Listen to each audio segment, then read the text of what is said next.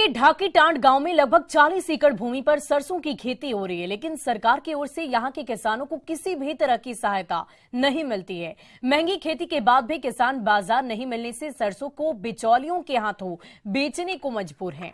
Ground zero से और अधिक जानकारी दे रहे हैं संवाददाता एजाज अहमद। गिरिडीह जिले के ढाकीटांड गांव एक ऐसा गांव है जहां पर जिले भर में सबसे अधिक सरसों की फसल उगाई जाती है।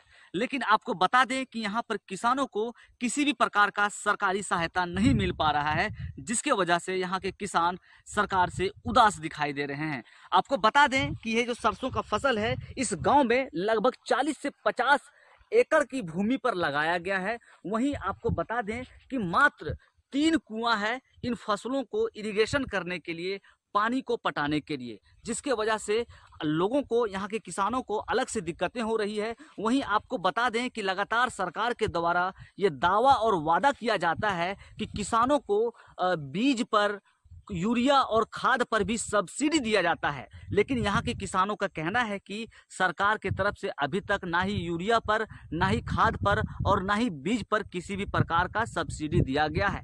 मसलन इन लोगों को महंगे दामों पर बाजारों से इन चीज़ों को खरीदना पड़ता है और फसल उगाया जाता है। कुल मिलाकर कितने में सरसों की खेती की जा रही है? 20-30 एकड़ के लगभग। तो आप ये बताइए कि सरसों का खेत, अभी सरसों लहलहा रहा है, तो सरकार के तरफ से बीज में सब्सिडी और यूरिया खाद वगैरह में सब्सिडी, किसी प्रकार का सहायता आप लोगों को मिल रहा है? नहीं, क्या नहीं मिल रहा है? कुछ नहीं मिलता है। हम लोग 900 रुपये किलो सरसों श्री राम कंपनी का खरीदे हैं। यूरिया हम लोग दुकान से खरीद के लाते हैं। तो सब्सिडी क्या मिला? कुछ नहीं। सरकार से क्या मांग करते हैं? Urea, DAP। वहीं सबसे बड़ी दुख की बात यह है कि जब फसल तैयार हो जाता है तो इन लोगों को भारी मशक्कत फसल बेचने में करना पड़ता है, क्योंकि जब व्यापारी आते हैं बाहर से खरीदारी करने के लिए तो औने पौने भाव में इन लोगों की फसलों को खरीदा जाता है। और ऐसे में सरकार के द्वारा किसी भी प्लेटफॉर्म नहीं होने की वजह से इन लोगों को बिचौलियों के हाथों औने पौने दामों पर अपने फसल को बेचना पड़ता है।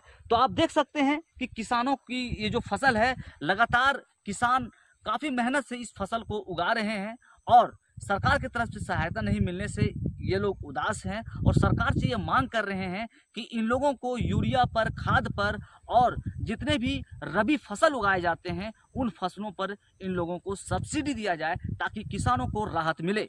गिरिडीह से न्यूज़ 18 के लिए मैं एजाज अहमद। और गूगल इंडिया